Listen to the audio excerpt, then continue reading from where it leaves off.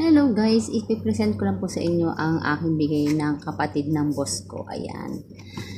Meron palang ganito ngayon dito sa Dubai na Dubai chocolate pistachio kunafa. Hindi po to pagkain na. Ito po ay isang perfume. Ayan. Bigay ni Sir Yusef. Ayan. Ito ay sa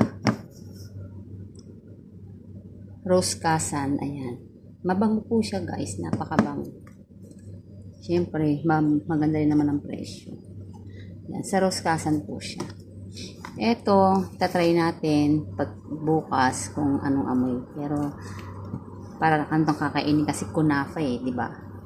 Ayan, thank you Sir Yusef sa regalo mo lagi sa akin. God bless. Maraming salamat.